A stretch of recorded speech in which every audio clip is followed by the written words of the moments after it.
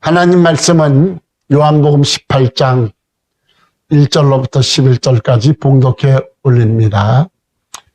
예수께서 이 말씀을 하시고 제자들과 함께 기드론 시내 건너편으로 나가시니 그곳에 동산이 있는데 제자들과 함께 들어가시니라.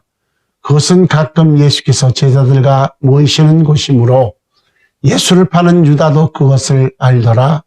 유다가 군대와 대제사장들과 바리새인들에게서 얻은 아랫사람들을 데리고 등과 횃불과 무기를 가지고 거리로 오는지라.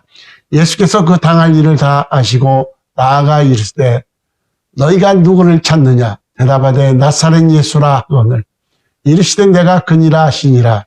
그를 파는 유다도 그들과 함께 섰더라. 예수께서 그들에게 내가 그니라 하실 때에 그들이 물러가서 땅에 엎드려지는지라. 이에 다시 누구를 찾느냐고 물으신데 그들이 말하되 나사렛 예수라 하거늘 예수께서 대답하시되 너희도 내가 그니라 하였으니 나를 찾거든 이 사람들이 가는 것을 용납하라 하시니 이는 아버지께서 내게 주신 자 중에서 하나도 잃지 아니하였사옵나이다 하신 말씀을 응하게 하려 함이러라. 이에 시몬 베드로가 칼을 가졌는데 그것을 빼어 대제사장의 종을 쳐서 오른편 귀를 베어버리니 그 종의 이름은 말고라. 예수께서 베드로더러 이르시되 칼을 깔집에 꽂으라. 아버지께서 주신 잔을 내가 마시지 아니하겠느냐 하시니라. 아멘. 기도합니다. 고마우신 하나님 감사합니다. 오늘도 하나님의 귀한 보아의 말씀을 주셨사오니 이 시간도 성령께서 주관하옵시고 부족한 종을 도구로 사용하여 주옵시되 한량없는 은혜와 은총의 역사가 나타날 수 있도록 성령 하나님 도와 주옵소서. 함께하여 주실 줄 믿사옵고 예수님의 이름으로 기도하옵나이다. 아멘. 할렐루야. 아멘. 요즘 많은 사람의 입에서 엄청난 불경기라는 소리를 듣습니다. 이 코로나19로 인해 작은 교회들이 문을 닫고 그리고 믿음이 약한 자들이 많이 실족했습니다. 아마 몇십 년 후퇴한 것 같아요. 사회에서도 코로나19로 엄청난 불경기라는 말을 듣는데 영혼의 불경기에 대해서는 여러분들은 관심을 가지고 있습니까? 이 영혼의 불경기를 극복하려면 하나님께 지혜를 구해야 하는데 삶의 노하우나 처세술이 아니라 하나님의 뜻을 깨닫는 지혜가 필요합니다. 야고보서 1장 5절 8절에 보면 너희 중에 누구든지 지혜가 부족하거든 모든 사람에게 후히 주시고 꾸짖지 아니하시는 하나님께 구하라 그리하면 주시리라 그랬습니다. 우리 성교 여러분들은 이 지혜를 받아서 승리하시기를 주의 이름으로 축원합니다. 세상에서 가장 무서운 사람이 어떤 사람일까요, 여러분? 권력이 센 사람입니까? 아니면 성질이 난폭한 사람입니까? 아닙니다. 세상에서 가장 무서운 사람은 죽기로 작정한 자입니다. 그래서 주님을 위해 죽기로 작정한 이 성도들은 세상이 감당하지 못했는데 마가복음 8장 35절에 보니까 누구든지 자기 목숨을 구원하고자 하면 잃을 것이요 누구든지 나와 복음을 위하여 자기 목숨을 잃으면 구원하리라 이렇게 말씀하셨습니다. 우리 역사상 나타났던 위대한 신앙의 거성들을 보면은 우리가 바울이 그랬던 것처럼 한결같이 일사각오의 정신으로 그렇게 산 사람들입니다. 죽으면 죽으리라. 이것이 바로 이 시대에 사는 그리스도인들의 삶의 지혜여야 됩니다. 본문에 보니까 예루살렘에 예수님이 입성하자 온성이 소동을 일습니다. 호산나 다윗의 자손이여 주의 이름으로 오시느냐며 종려 가지를 꺾어서 예수님의 입성을 환영했지만, 그러나 예수님의 예루살렘 입성은 죽기로 작정한 입성입니다. 우리는 예수님께서 겟세마네 동산에서 고민하시며 기도한 모습을 잘 압니다. 히브리서 5장 7절에 보니까 그가 육체에 계실 때에 자기를 죽음에서 능히 구원하실 이에게 심한 통곡과 눈물로 간구와 소원을 올렸고 그의 경건하심으로 말미암아 들으심을 얻었느니라. 마태복음 26장 38절에도 보면 이에 말씀하시되 내 마음이 매우 고민하여 죽게 되었으니 너희는 여기 머물라 나와 함께 깨어 있어라. 주님은 제자들을 참 사랑했습니다. 70인 속제자가 있고 또 12제자가 있는데 12제자 중에서도 3제자를 사랑했습니다. 베드로와 요한과 야고보입니다. 겟세마네 동산에 기도하러 가실 때 이 3사람을 데리고 여기서 기도하고 있어라 그랬는데 잠을 자고 있었습니다. 내가 마음은 원이로되 육신이 문제로다. 그러며 깨어 기도하라 그랬습니다. 또 우리가 마태복음 26장 39절에 보면은 조금 나아가서 얼굴을 땅에 대시고 엎드려 기도하여 이르시되 내 아버지여 만일 할 만하시거든 이 잔을 내게서 지나가게 하옵소서. 그러나 나의 원대로 마옵시고 아버지 원대로 하옵소서.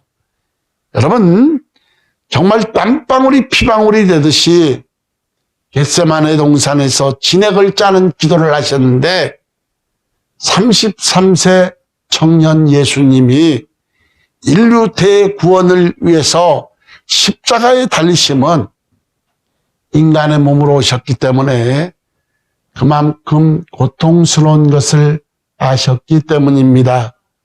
그래서 만일 할 만하시거든 이 잔을 내게서 지나가게 하옵소서라고 기도하셨는데, 그러나 최종 결론은 분명했습니다. 그러나 나의 원대로 마옵시고 아버지 원대로 하옵소서. 죽기로 작정하셨는데, 그리고 베드로에게 아버지께서 주신 잔을 내가 마시지 않겠느냐 하면서 11절에 죽을 각오를 다시 한번 예수님은 말씀하셨습니다. 여러분에게 묻습니다.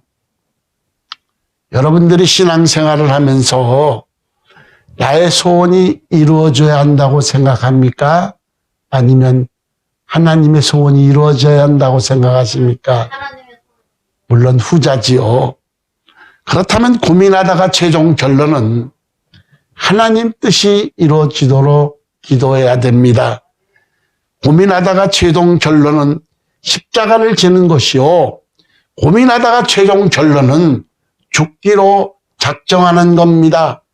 사명을 위하여 죽기로 작정한 사람은 무서운 사람인데, 첫 번째로 보니까 죽기로 작정하면 두려움이 없고 담대합니다.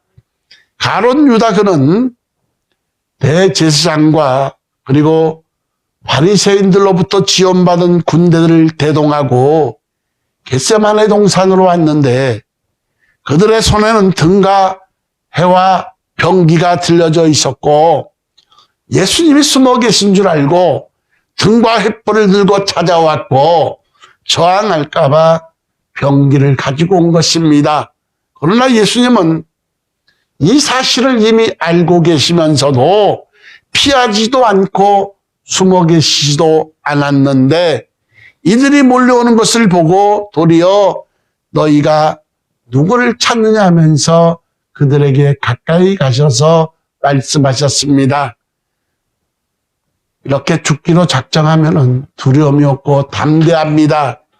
이처럼 사명을 위해서 각오한 사람은 정말 무서운 사람이 되는데 그들은 낯설은 예수를 찾는다고 대답하였고 예수님은 당당하게 나다 이렇게 말씀하셨습니다.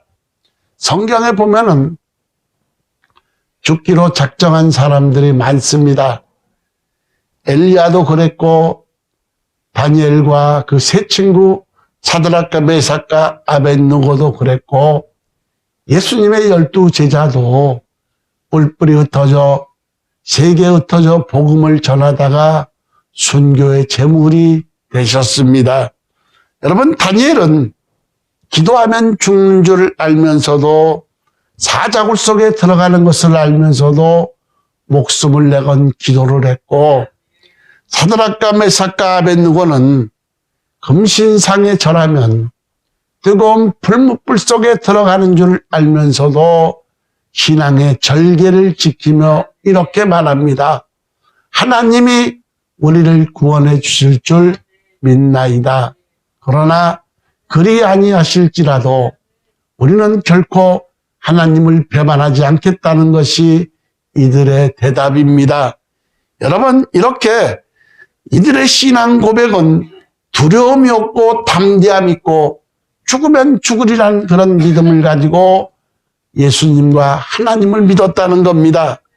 이렇게 죽기를 각오한 사람들은 두려움이 없고 담대하고 두 번째, 죽음을 각오한 사람은 놀라운 권위가 생깁니다. 사명을 위하여 죽기로 각오하고 달려드는 그런 이에게는 놀라운 권위를 주시는데 예수님을 찾는 그들에게 내가 바로 예수라 이렇게 말씀하셨습니다. 이 말을 들은 군사들은 달려들어서 예수님을 체포한 것이 아닙니다. 요한복음 18장 6절에 보니까 예수께서 그들에게 내가 그니라 하실 때에 그들이 물러가서 땅에 엎드려지는지라 그랬습니다. 군사들이 예수님의 권위에 눌려서 주님 앞에서 엎드려졌는데 거꾸로 되지 않았습니까? 예수님이 그러하셨듯이 이처럼 죽음의 문턱을 넘어서 당당한 초연한 자세로 나가는 자에게는 하나님이 놀라운 권위를 주게 되었다는 겁니다. 유대인들이 하만의 모함으로 다 죽을 운명에 처했을 때에 에스더가 3일간 금식하며 왕 앞에 나가며 말했는데 죽으면 죽으리라. 이렇게 당당하게 나가는 에스더에게는 왕도 굴복할 수밖에 없는 초연한 권위가 나왔는데 이렇게 죽기를 각오한 사람은 두려움이 없고 담대하고 죽을 각오를 한 사람은 놀라운 권위가 있다는 겁니다. 세 번째로 죽기를 각오하면 요동함이 없습니다. 대제사장들과 서기관들과 장로들에게 신문을 받을 때도 그리고 빌라도 총독에게 이렇게 재판을 받을 때도 십자가상에서도 요동함이 없었는데 주님께서는 죽기로 작정하셨기 때문입니다. 사명을 위해서 죽기로 작정했던 사도 바울의 고백을 우리는 너무나 잘 압니다.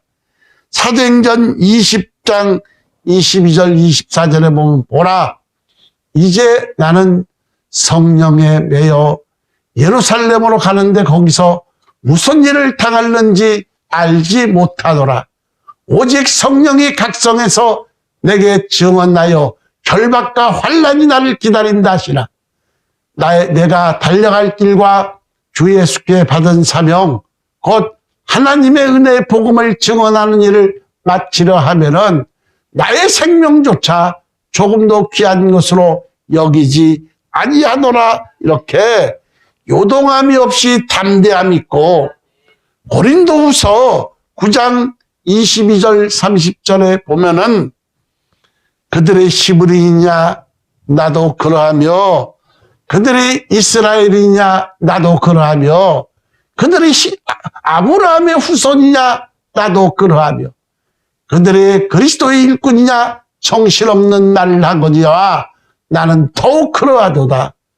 내가 수고를 넘치도록 하고 옥에 갇히기도 더 많이 하고 매도 수 없이 맞고 여러 번 죽을 뻔하였으니 유대인들에게서 40에서 하나 감한매를 5번 맞았으며 3번 태장으로 맞고 1번 돌로 맞고 3번 파선하고 일주일을 깊은 바다에서 지냈으며 여러 번 여행하면서 강의 위험과 강도의 위험과 동족의 위험과 이방인의 위험과 신의 위험과 광야의 위험과 바다의 위험과 거짓 정죄 중의 위험을 당하고 또 수고하며 애쓰고 여러 번 자지 못하고 줄이며 목마르고 여러 번 굶고 춥고 헐벗었노라. 이외 이런 고사하고 아직도 날마다 내 속에 눌리는 일이 있으니 뭐냐? 곧 교회를 위하여 염려하는 것이라. 누가 약하면 내가 약하지 아니하며 누가 실족하게 되면 내가 애타지 아니한떠냐. 내가 부득불 자랑할진대 내가 약한 것을 자랑하리라. 이렇게 사도 바울도 쫓기로 작정하니까 두려움이 없고 담대함만 있습니다. 우리가 내 속에 늘 눌리는 것이 있으니 모든 교회를 위하여 염려하는 것이라 그랬습니다.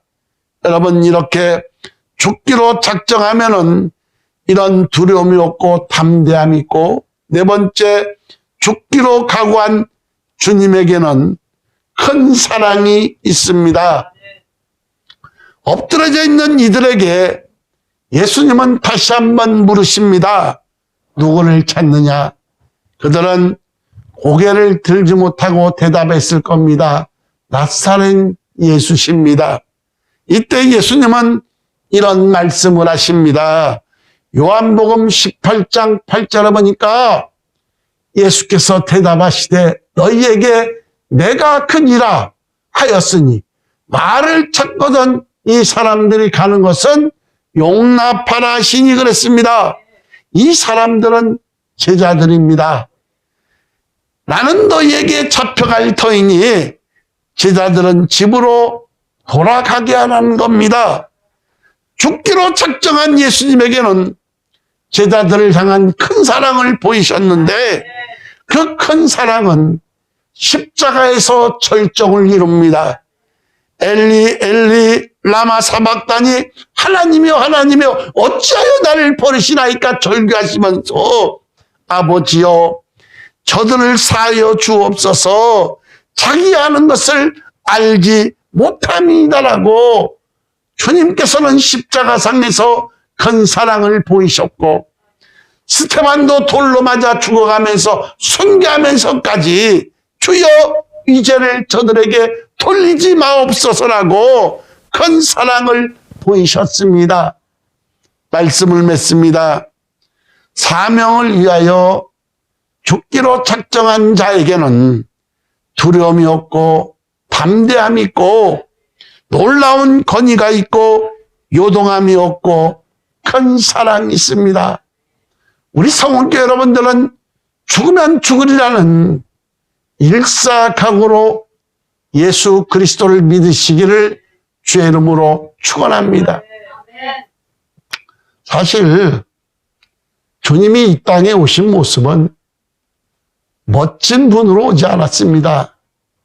이사야서에 보면은 그는 마른 땅에 나온 줄기와 같아서 흠말 만한 것은 찾아볼 수가 없고 풍채도 없은즉 아름다운 것을 찾아볼 수가 없었다.